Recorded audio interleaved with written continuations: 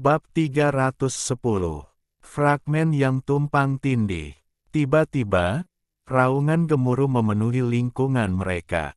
Wang Lin menarik napas dalam-dalam saat dia menggerakkan tangannya dan menyelesaikan batasan di tangannya.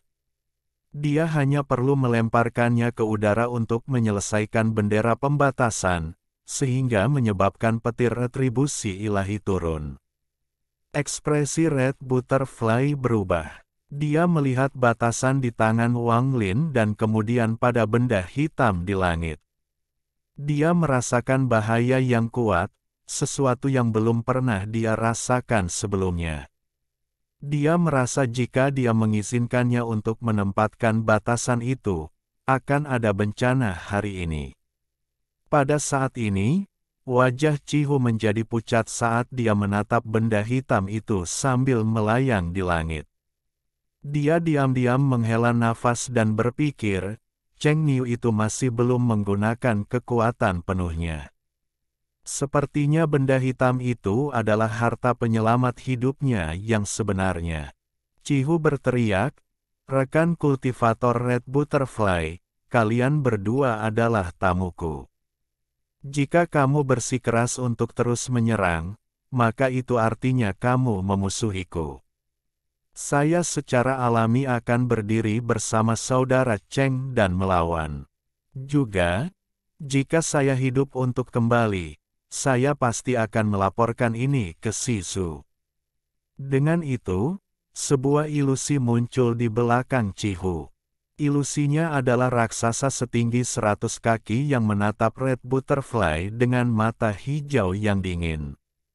Red Butterfly tidak bisa membantu tetapi menjadi ragu-ragu. Dia diam-diam berpikir bahwa teknik Cheng Niu tidak sederhana. Ilusi di balik Cihu sudah memadat.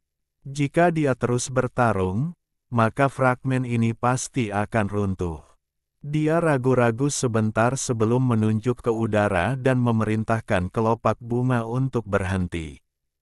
"Oke, Cihu, untukmu, aku tidak akan membunuh orang ini hari ini, tapi peti mati giok itu pasti milikku." Cihu mengerutkan kening. Saat dia hendak berbicara, Wang Lin mulai tertawa keras. "Kupu-kupu merah, apakah menurutmu aku tidak bisa membunuhmu?" Wang Lin tersenyum tipis saat dia mengangkat batasan di tangannya tinggi-tinggi di udara dan berkata, "Saya hanya perlu mengirimkan teknik ini di tangan saya dan pecahan ini akan runtuh. Apakah kamu percaya padaku, Red Butterfly?" Wajah Red Butterfly langsung menjadi jelek. Cihu menggenggam tangannya dan berkata, "Kakak Cheng, aku akan membuat keputusan. Semua yang kita peroleh kali ini akan terbagi rata di antara kita. Bagaimana itu?" "Bagus. Kalau begitu aku akan menyerahkannya pada saudara Cihu." Wang Lin samar-samar tersenyum. Sebenarnya, dia ingin tidak menggunakan petir retribusi ilahi jika memungkinkan. Dia hanya memiliki satu dari ini dan, mengingat struktur fragmen ini, bahkan dia akan sulit untuk melarikan diri. Kesimpulannya, itu akan buruk baginya juga.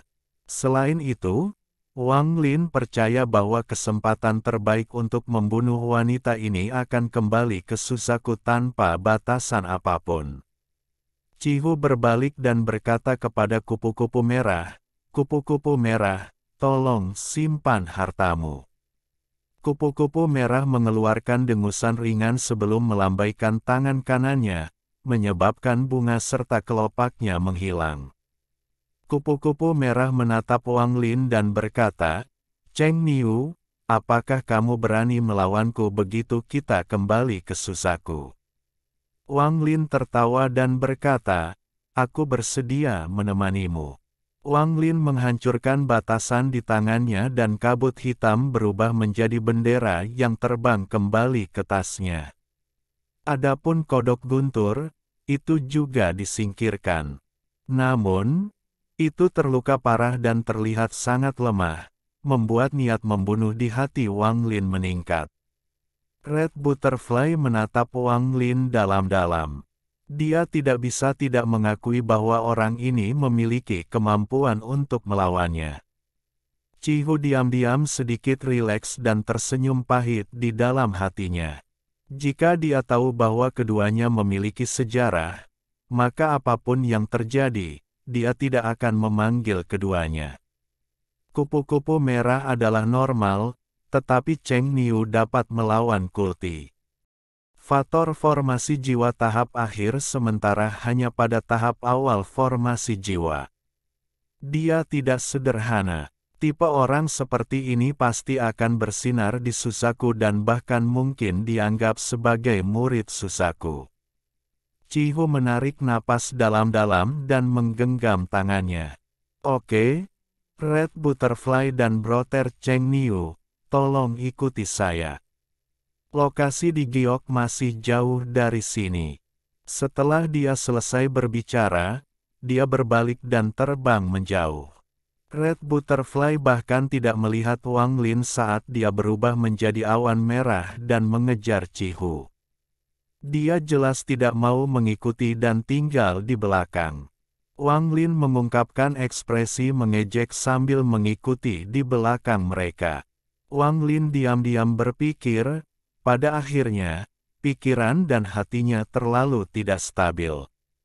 Meski mencapai tahap akhir Soul Formation dalam 100 tahun memang merupakan keajaiban, masih banyak masalah.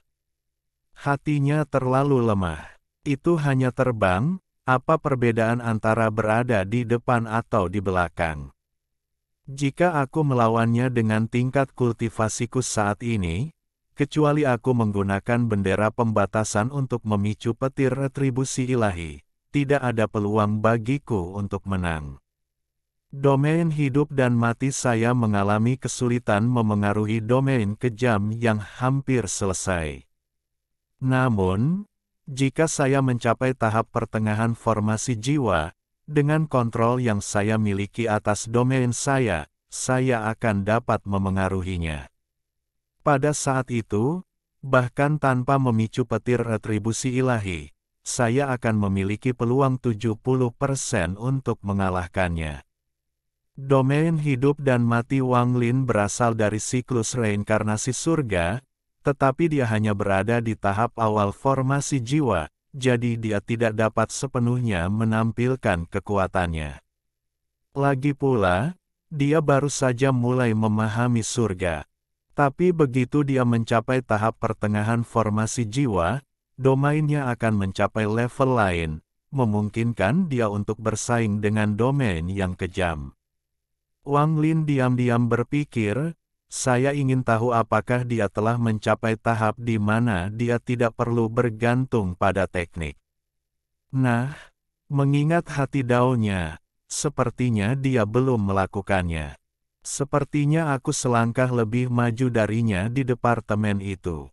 Setelah mencapai tahap pembentukan jiwa, Wang Lin memiliki perasaan yang meningkat bahwa selain beberapa teknik yang sangat misterius, hampir semua teknik lainnya tidak berguna. Seorang pembudidaya formasi jiwa dapat dengan mudah mengendalikan kekuatan surga dengan lambaian tangan mereka.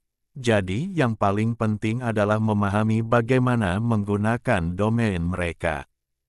Domain hidup dan mati sangat tidak terduga.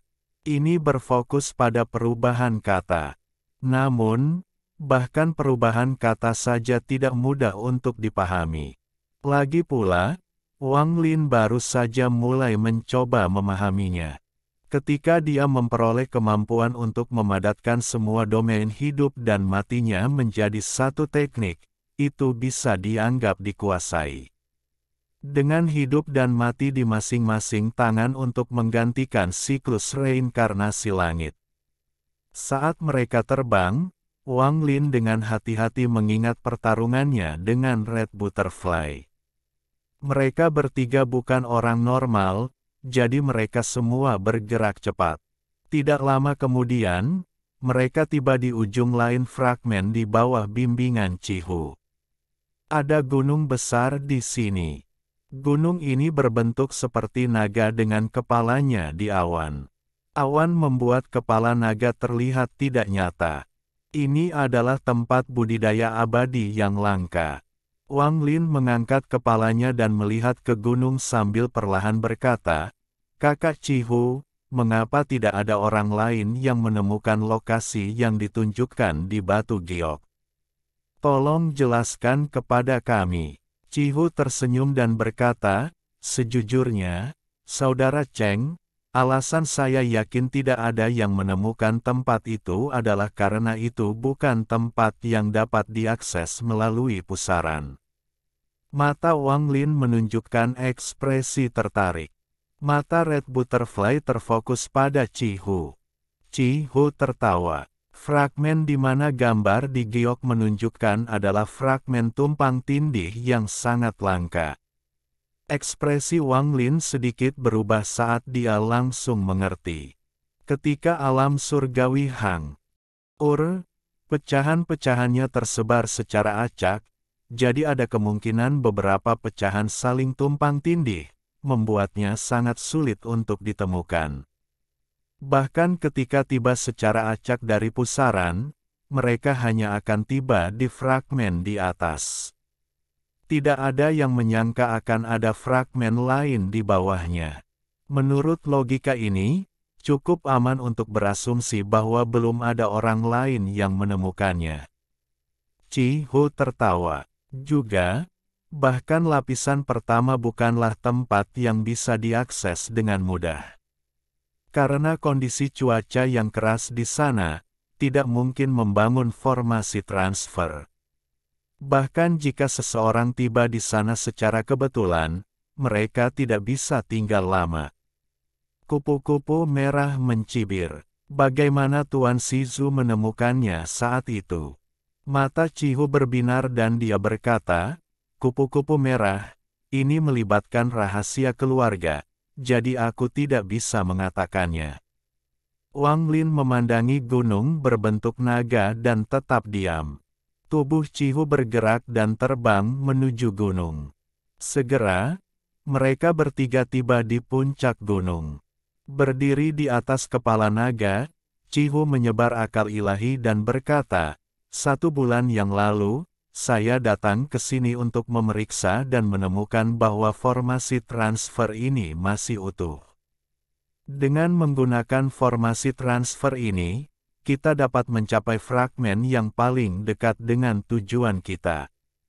Dengan itu, dia melangkah ke tempat kosong. Titik itu tiba-tiba menyala dan tubuh Cihu menghilang. Kupu-kupu merah memandang Wang Lin. Matanya berbinar dan kemudian tanpa sepatah kata pun, dia masuk ke formasi. Setelah sosok Red Butterfly menghilang, Wang Lin dengan tenang masuk ke dalam formasi. Di antara banyak pecahan alam surga, di tepi selatan, ada pecahan yang dipenuhi arus dingin yang mengamuk dan es menutupi tanah. Ketika Wang Lin keluar dari formasi di langit, dia mengerutkan kening. Namun, melihat kupu-kupu merah, dia menunjukkan ekspresi nyaman. Lingkungan ini jelas tidak hanya tidak menyakitinya, tetapi juga terasa sangat baik untuknya. Cihu dengan serius berkata, "Rekan kultivator Red Butterfly, ini adalah jalan menuju lapisan pertama dari fragmen yang berjarak 300.000 kilometer ke arah timur. Ini adalah tanah es dan kami membutuhkan kemampuan Anda untuk memblokir hawa dingin. Begitu kita melewati tanah es ini, itu akan menjadi kehampaan. Saya memiliki kompas bintang untuk memastikan kami bertiga tidak tersesat. Saudara Cheng, hal-hal seperti jiwa yang Anda kendalikan sangat berguna dalam kehampaan, jadi tolong jangan menahan diri. Setelah kita melewati kehampaan, kita akan mencapai fragmen pertama. Lagi pula, tidak ada transfer array di sana, jadi ini satu-satunya cara untuk memastikan kita bertiga sampai di sana." Mendengarkan ini, Wang Lin akhirnya mengerti bahwa Cihu telah mengundangnya untuk jiwanya yang mengembara. Sepertinya ada rintangan yang bisa dengan mudah dilalui dengan jiwa yang mengembara. Tubuh Red Butterfly terbang ke udara dan dengan cepat bergerak ke arah timur. Dalam sekejap mata, mereka bertiga menghilang ke kejauhan. Namun, setelah terbang beberapa kilometer, Wang Lin melihat kembali ke arah mereka datang dan menunjukkan ekspresi ragu. Bahkan untuk mereka bertiga, perjalanan sejauh 300.000 kilometer akan memakan waktu cukup lama. Pada hari ini, ketiganya tiba di 300.000 kilometer dari titik awal. Di tepi timur pecahan ini, bumi tampak telah terkoyak.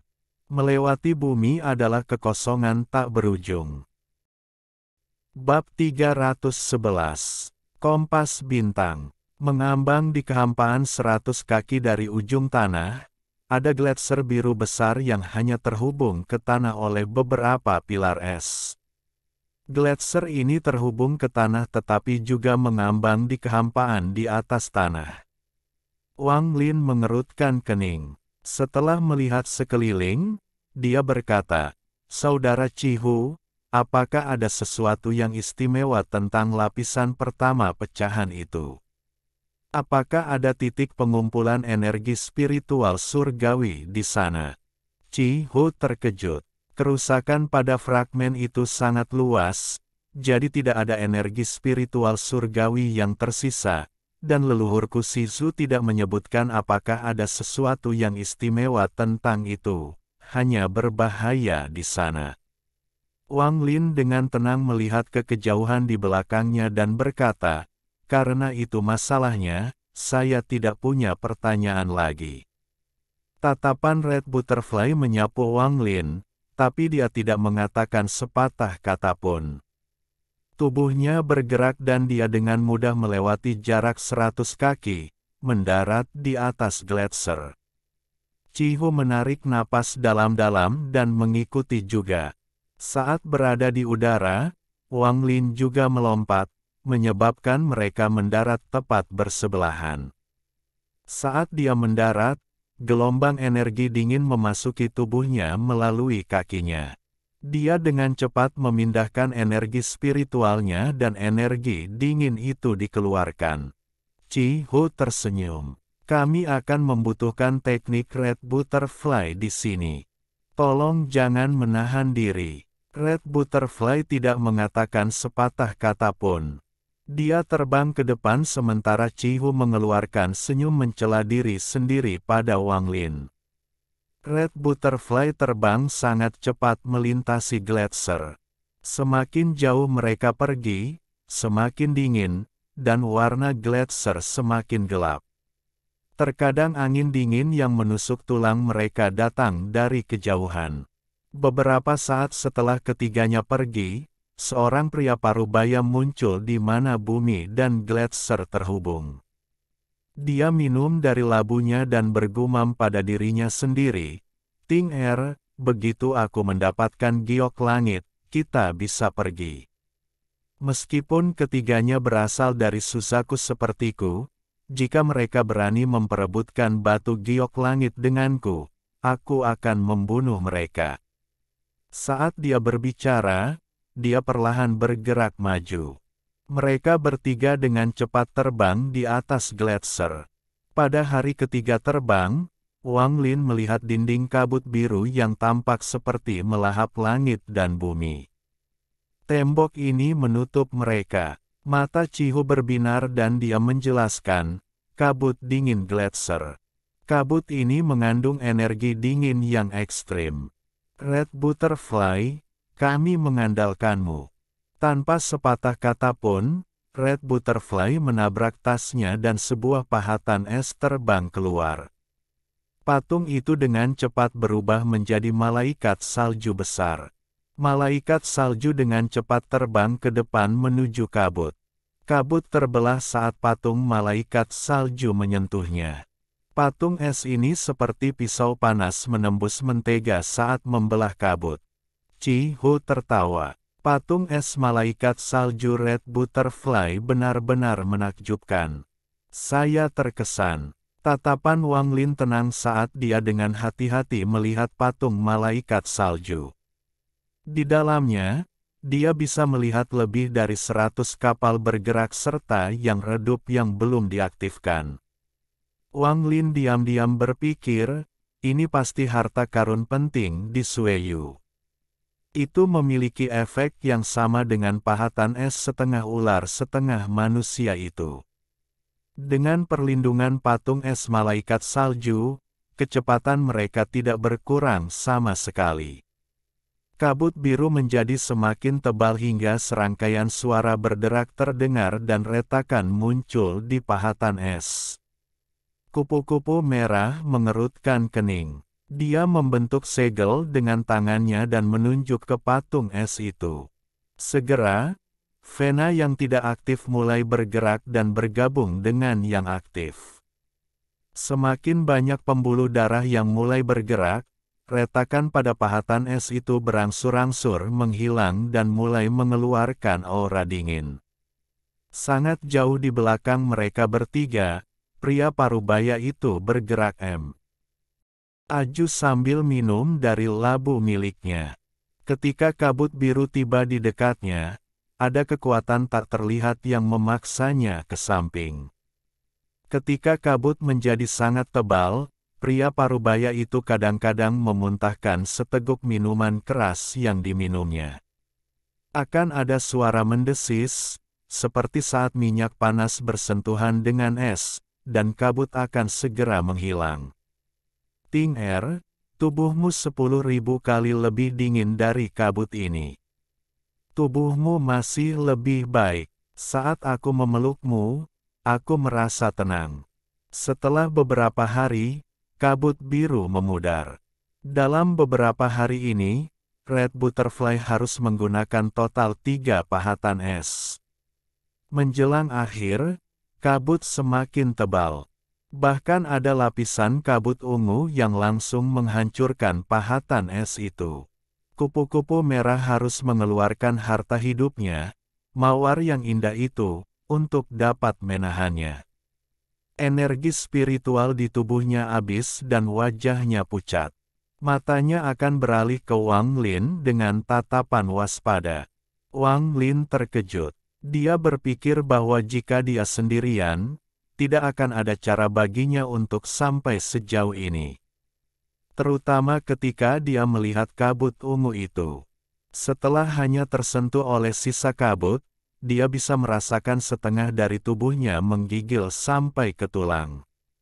Bahkan pembudidaya formasi jiwa tahap akhir biasa akan kesulitan melewati sini. Hanya seseorang seperti kupu-kupu merah, yang memiliki metode kultivasi berbasis es, yang dapat dengan aman melewati sini. Chihu pasti sudah mempertimbangkan ini sebelum meminta Red Butterfly untuk bergabung. Waktu perlahan berlalu dan mereka akhirnya pergi ke sisi lain dari kabut biru. Ketika mereka tiba di tepi gletser, kupu-kupu merah dengan dingin berkata, "Saya telah melakukan tugas saya. Mulai saat ini, saya tidak akan berakting lagi." Chihu tertawa sambil menggenggam tangannya dengan tulus. "Kupu-kupu merah, Anda dapat mengandalkan kami. Selama beberapa hari terakhir, Anda menggunakan banyak energi spiritual, jadi Anda harus beristirahat." Dengan itu, dia sengaja atau tidak sengaja menatap Wang Lin dan memposisikan dirinya di antara Wang Lin dan Red Butterfly. Wang Lin samar-samar tersenyum. Jika Chihu tidak ada di sini, dia akan mencoba menyerang Red Butterfly. Namun, tindakan Chihu berarti jika dia bertindak, Chihu akan menghentikannya. Selain itu, Wang Lin tidak percaya bahwa dia akan dilemahkan hingga keadaan seperti itu. Jelas bahwa dia sengaja menunjukkan ini untuk mencoba memancing Wang Lin agar menyerang. Juga, jika energi spiritualnya habis, maka dia pasti akan memiliki pil yang dapat memulihkan semuanya secara instan. Dengan pengalaman Wang Lin, bagaimana dia bisa jatuh ke perangkap kekanak-kanakan seperti itu? Cihu menamparkan tasnya dan lampu hijau terbang keluar. Lampu hijau segera berubah menjadi kompas raksasa yang melayang di kehampaan di depan mereka. Mata indah Red Butterfly menatap kompas saat dia berkata, dengan suara dingin, harta karun klan iblis raksasa, kompas bintang. Mata Wang Lin berbinar saat dia melihat kompas. Ada banyak pola esoteris yang rumit di atasnya. Dengan hanya melihatnya, Wang Lin merasakan indera ilahinya tersedot, menyebabkan dia dengan cepat menariknya.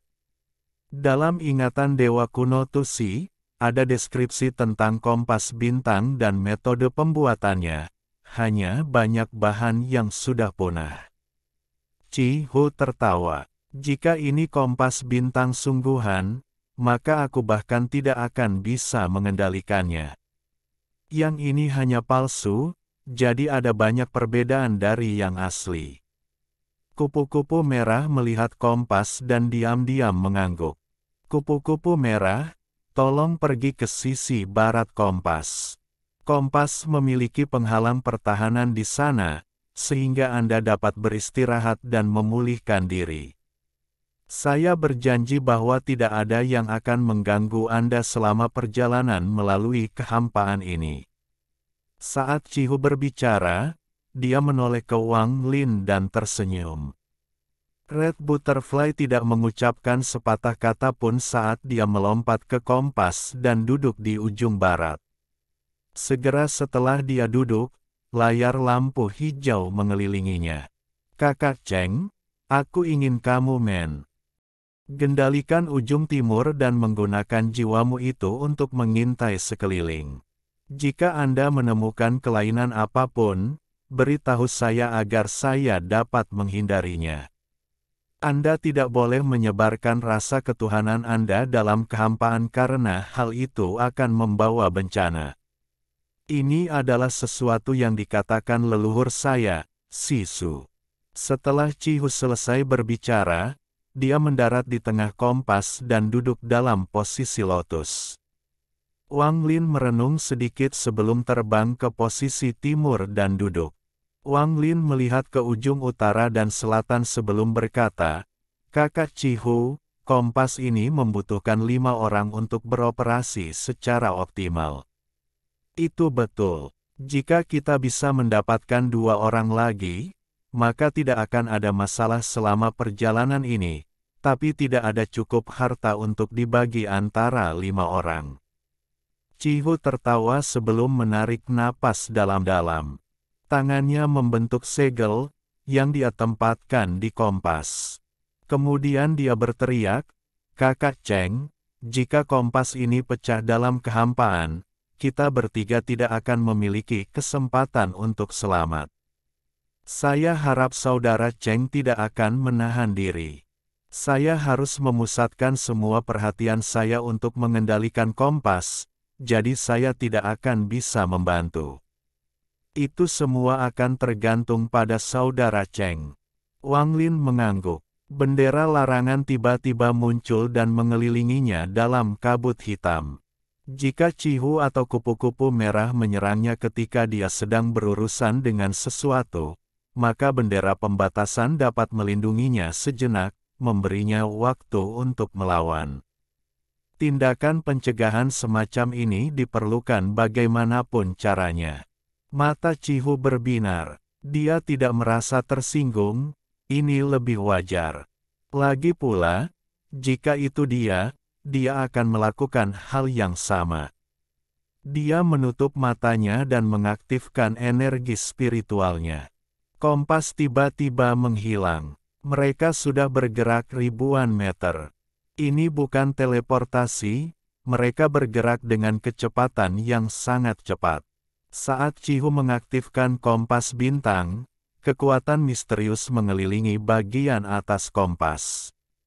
Di bawah pengaruh kekuatan misterius, Wang Lin dapat merasakan bahwa indera ilahinya telah menyatu dengan kompas. Bukan hanya dia, tapi indera ilahi Cihu dan kupu-kupu merah juga ada di sini. Indera ilahi ketiga orang itu semuanya berada dalam kekuatan misterius ini. Indera ilahi Cihu mengirimkan pesan yang mengatakan, "Kupu-kupu merah, Saudara Cheng, jangan kaget. Ini adalah operasi normal untuk kompas bintang. Saat kompas bintang sedang digunakan, kami tidak dapat berbicara, kita hanya dapat berkomunikasi melalui indera ilahi kita. Kakak Cheng, ini peta bintangnya. Setelah Anda menghafalnya, kirimkan jiwa-jiwa itu. Setelah Anda menemukan kelainan, tolong beritahu saya." Petik 2. Peta yang dipenuhi titik-titik yang tak terhitung jumlahnya muncul di dalam kekuatan misterius dan segera terdeteksi oleh Wang Lin. Dia melihat sekali sebelum menunjuk ke alisnya. Tiba-tiba, sepertiga jiwa pengembara keluar dan menyebar ke sekitarnya. Kompas bintang ini sangat menakjubkan. Ini adalah harta yang harus dimiliki jika saya ingin melakukan perjalanan di antara bintang-bintang. Jika ada kesempatan di masa depan, saya akan mencarinya. Sangat menyedihkan bahwa saya kekurangan bahan untuk membuatnya meskipun saya memiliki metode produksi. Kalau tidak, akan lebih baik untuk memperbaikinya sendiri. Wang Lin sangat tertarik dengan kompas bintang. Kecepatan kompas ini di luar dugaan. Dalam sekejap mata, itu sudah menghilang tanpa jejak. Ada ribuan jiwa yang berkeliaran di sekitar kompas. Mereka seperti ikan di air ketika mereka melayang di kehampaan. Mereka perlahan menyebar untuk memeriksa sekeliling. Bab 312. Mencari masalah. Wang Lin tidak menyebar akal ilahi. Dia tidak perlu melakukannya karena dia memiliki hubungan dengan jiwa-jiwa pengembara ini. Tidak lama kemudian, ekspresi Wang Lin tiba-tiba berubah. Wang Lin dengan cepat mengirimkan pesan yang mengatakan, ada sesuatu yang tidak normal 10 kilometer di depan. 10 kilometer di depan mereka adalah makhluk aneh seperti gurita yang perlahan bergoyang dengan tentakel yang tak terhitung jumlahnya bergoyang dengan tubuhnya. Salah satu jiwa pengembara mendekat. Itu tersentuh oleh tentakel dan segera menghilang. Wang Lin menarik napas dalam-dalam dan mengirimkan visi ini bersama dengan pesannya. Tanpa sepatah kata pun, Cihu segera mengubah arah kompas untuk bergerak memutarinya. Saat mereka lewat, salah satu tentakel menyapu sisi kompas. Bang! Kompas mulai bergetar hebat dan mulai berputar saat terlempar ke utara. Wang Lin hanya bisa merasakan kekuatan yang kuat memasuki tubuhnya. Dia merasa seperti organnya terkena puluhan ribu kilogram kekuatan. Darah mengalir ke mulutnya, tetapi dia bisa menelannya kembali. Kompas masih berputar dan dalam sekejap mata terbang jauh ke kejauhan. Wajah Cihu merah. Darah keluar dari sudut bibirnya dan matanya merah. Dia meraung dan setelah sekian lama akhirnya menstabilkan kompas. Seluruh tubuhnya tampak seperti siap runtuh. Napasnya kasar saat dia mengeluarkan pil dari tasnya dan menelannya. Red Butterfly juga terlihat sangat acak-acakan. Matanya menunjukkan ekspresi kaget yang langka. Setelah waktu yang tidak diketahui, Cihu menarik napas dalam-dalam dan mengirimkan pesan yang mengatakan, "Terima kasih, Saudara Cheng, atas peringatan dini. Kami bertiga akan mati di sini hari ini jika bukan karena kamu." Red Butterfly bertanya, "Binatang jenis apa itu?" "Aku juga tidak tahu apa itu, tapi sesuatu yang bisa hidup di dalam kehampaan alam surgawi bukanlah sesuatu yang bisa kita tangani. Itu hanya melewati kami dan itu sudah cukup untuk hampir membunuh kami." Menakutkan. Cihu masih memiliki rasa takut dalam suaranya. Wang Lin perlahan berkata, binatang ini bernama Su. Cihu terkejut. Kakak Cheng mengenal binatang ini. Wang Lin berkata, Su ini dianggap sebagai binatang perusak kecil. Itu lahir dari melahap bumi dan hidup dengan memakan energi yin. Bahkan di zaman kuno, para pembudidaya kuno akan membutuhkan banyak orang untuk mengalahkannya. Ada deskripsi makhluk itu dalam ingatan dewa kuno Tusi. Makhluk itu memiliki 3 harta. Yang pertama adalah tentakel, yang merupakan bahan pemurnian harta karun berkualitas tinggi. Yang kedua adalah otaknya, yang bisa meningkatkan umur seseorang. Yang ketiga adalah intinya, yang bisa memberikan kekuatan untuk mengangkat 10.000 kilogram. Anggota klan Dewa Kuno paling menyukai inti. Lagi pula, kultivasi mereka semuanya terfokus pada tubuh. Wang Lin tidak membagikan informasi ini. Cihu berkata, Kakak Cheng benar-benar berpengetahuan luas, aku terkesan. Red Butterfly mendengus dan berkata, dengan suara dingin, siapa yang tahu apakah itu benar atau salah? Jangan mengarang nama sembarangan. Wang Lin dengan tenang berkata, bodoh. Anda, mata Red Butterfly berbinar. Cihu merasakan sakit kepala. Tepat ketika dia hendak berbicara, Wang Lin berkata, makhluk ini biasanya menarik tentakelnya dan hanya menyebar seperti itu ketika mencari makanan. Kakak Cihu, cepat terbang ke utara.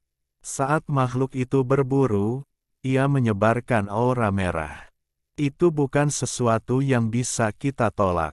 Cihu terkejut. Jika mereka terus pergi ke utara, mereka akan benar-benar tersesat. Dia tidak bisa membantu tetapi ragu-ragu.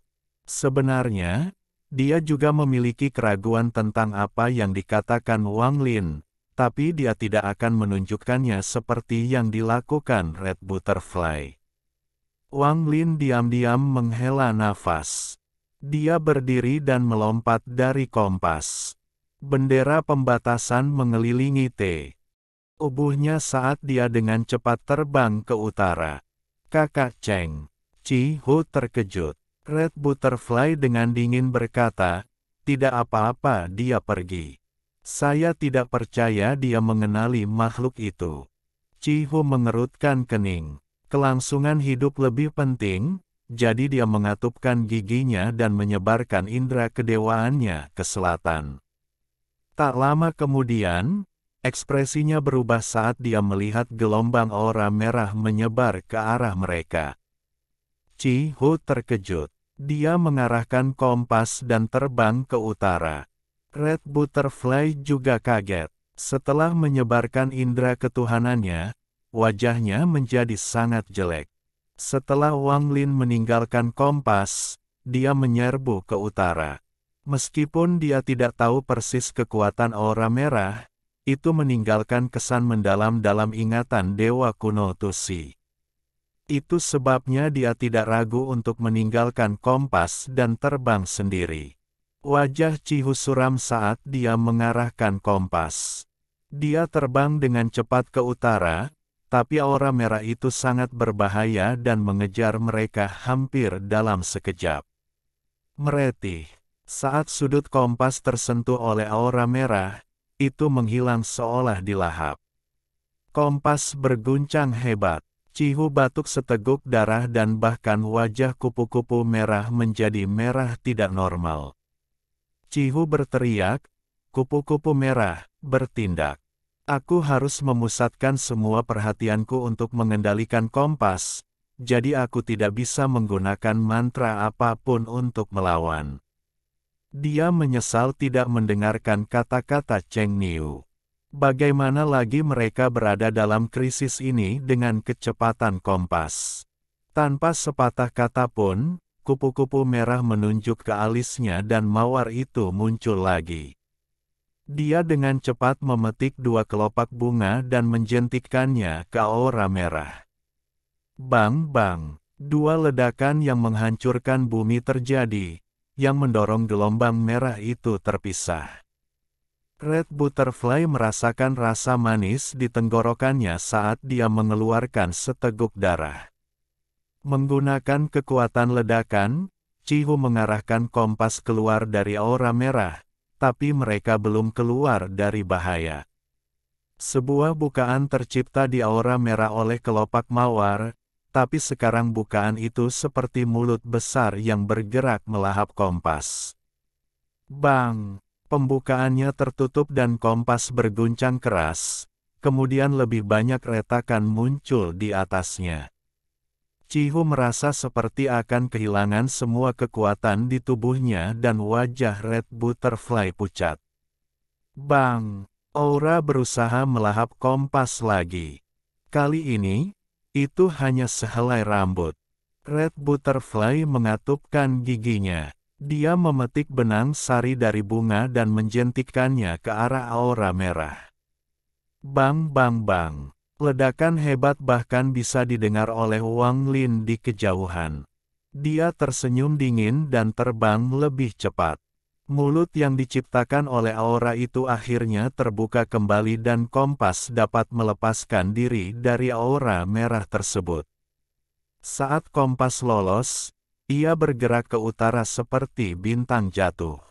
Wajah Red Butterfly sangat jelek. Kelopak mawar dapat diisi ulang, tetapi hanya ada 3 benang sari dan sangat sulit untuk memulihkannya. Saat Wang Lin terbang, dia tiba-tiba berhenti dan melihat ke belakang. Setelah beberapa saat, dia bisa melihat kompas mendekat. Chihu melihat Wang Lin mengambang di sana dan tidak bisa menahan senyum pahit. Pada saat ini, kegunaan Wang Lin meningkat tanpa batas dan jauh melampaui Red Butterfly. Dia menarik napas dalam-dalam. Kompas dihentikan oleh Wang Lin dan dia berkata, "Kakak Cheng, masuklah dan kemudian kita bisa bicara." Wang Lin tidak ragu-ragu dan dengan cepat duduk di ujung timur kompas. Kompas ini sekarang kehilangan sudut. Hanya sudut timur, barat, dan utara yang tersisa. Chihu merasa canggung saat berkata, "Kakak Cheng, aku tahu aku salah sebelumnya. Apakah ada hal lain yang akan dilakukan binatang itu setelah aura merah? Bagaimana kita bisa memilih arah kita setelah ini?" Wajah Red Butterfly jelek. Dia tidak mengatakan sepatah kata pun. Wang Lin dengan tenang berkata, "Karena kita berhasil lolos dari aura merah, seharusnya tidak ada masalah untuk saat ini. Kakak Chihu harus mengikuti peta dan mencop. Kembali ke jalurnya." Chihu dengan getir mengangguk. Dia diam-diam berpikir bahwa mereka perlu bergegas. Dengan kompas dalam kondisi seperti ini, tidak akan bertahan lama. Beberapa hari kemudian, Chihu menemukan lokasi di peta dan kompas dengan cepat mengikuti peta menuju tujuan mereka. Sepanjang jalan, Red Butterfly tidak mengatakan sepatah kata pun dan membiarkan Wang Lin memimpin. Chihu juga tidak lagi menanyai Wang Lin dan mendengarkan apapun yang dikatakan Wang Lin kepadanya. Ada banyak makhluk yang hidup di dalam kehampaan. Sepanjang jalan, dunia Wang Lin berkembang pesat. Dia melihat banyak makhluk aneh dari ingatan Tusi. Di bawah arahan Wang Lin, kompas lewat dengan aman hanya dengan beberapa ketakutan tetapi tidak ada bahaya yang nyata. Mereka beringsut lebih dekat dan lebih dekat ke tujuan mereka. Bepergian dalam kehampaan membutuhkan waktu yang sangat lama dan makhluk aneh itu tidak ada di mana-mana.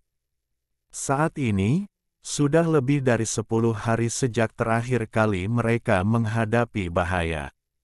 Wang Lin duduk dalam posisi lotus di ujung timur kompas dan sesekali berbicara dengan Chihu tentang Dao. Keduanya merasa mendapatkan banyak ilmu. Chiho tersenyum. Klan iblis raksasaku bukan penduduk asli Susaku. Nenek moyang saya pindah ke sana ribuan tahun yang lalu, jadi wajar jika teknik kami berbeda dari Anda pada tingkat tertentu. Wang Lin mengangguk pada dirinya sendiri. Waktu berlalu dengan cepat. Pada saat ini, Wang Lin sedang berkultivasi sambil mengawasi jiwa-jiwa yang mengembara sampai dia tiba-tiba membuka matanya. Melalui jiwa-jiwa yang mengembara, dia bisa melihat sebuah benda selebar beberapa meter mengambang di kejauhan. Benda terapung ini tampak seperti batu besar dengan kilatan ungu. Hati Wang Lin bergetar. Batu ungu emas. Dalam ingatan Tusi, ada satu bahan yang diperlukan untuk membuat kompas bintang dan itu adalah batu ungu emas. Jika sebelum dia melihat kompas bintang, dia tidak akan tergoda. Tetapi pada saat ini, mata Wang Lin berbinar. Dia berdiri dan berkata, "Kakak Chiho, tolong tunggu sebentar. Saya melihat bahan pemurnian harta karun. Biarkan aku mengambilnya dulu, lalu kita bisa pergi." Dengan itu, dia bahkan tidak menunggu Chiho menjawab dan terbang menuju batu ungu emas. Wang Lin diam-diam berpikir, ketika saya memahami surga untuk mencapai tahap formasi jiwa, saya bertemu dengan seorang senior bernama Tian Yunxi. Orang itu mengatakan bahwa jika saya dapat meninggalkan Susaku, saya dapat menemukannya di planet Tian Yun dan dia akan menjadikan saya sebagai murid kehormatannya selama 100 tahun. Kultivasinya seperti dewa, jadi saya harus mengambil kesempatan ini. Saya harus mendapatkan kompas bintang. Kecepatannya sangat cepat, jadi dia tiba di depan batu ungu keemasan setelah beberapa saat. Dia melihat batu besar itu, mengambil napas dalam-dalam, dan memasukkannya ke dalam tasnya sebelum kembali. Setelah kembali ke kompas, Chiho menanyakan bahan apa itu, tetapi Wang Lin menghindari pertanyaan itu sambil tersenyum. 1 bulan lagi berlalu. Wang Lin terus mencari di sekitarnya tetapi tidak dapat menemukan lebih banyak bahan. Pada hari ini, kompas tiba-tiba mulai bergetar hebat saat retakan menyebar ke seluruh permukaannya. Pada saat yang sama, kekuatan yang kuat muncul dan melemparkan mereka bertiga dari kompas. Kerusakan kompas terlalu banyak, itu tidak bisa lagi terus terbang. Kami bertiga harus mengandalkan kemampuan terbang kami sendiri. Untungnya, kami tidak jauh dari tujuan kami. Dengan kecepatan penuh, kita akan tiba dalam 3 hari. Chiho tersenyum pahit saat dia melambaikan tangannya dan kompas itu disingkirkan. 3 hari berlalu dengan cepat. Wang Lin melihat daratan di kejauhan. Tanah ini adalah lapisan pertama dari fragmen alam surgawi. Alhamdulillahi jazakumullahu khairo. Oke, cukup sekian novel kali ini. Mungkin ada kata-kata yang kurang pas, saya minta maaf yang sebesar-besarnya. Semoga yang sudah baca Allah paring kesehatan, rezeki yang barokah, dan umur yang panjang. Amin. Untuk membantu admin jangan lupa klik tombol subscribe ya.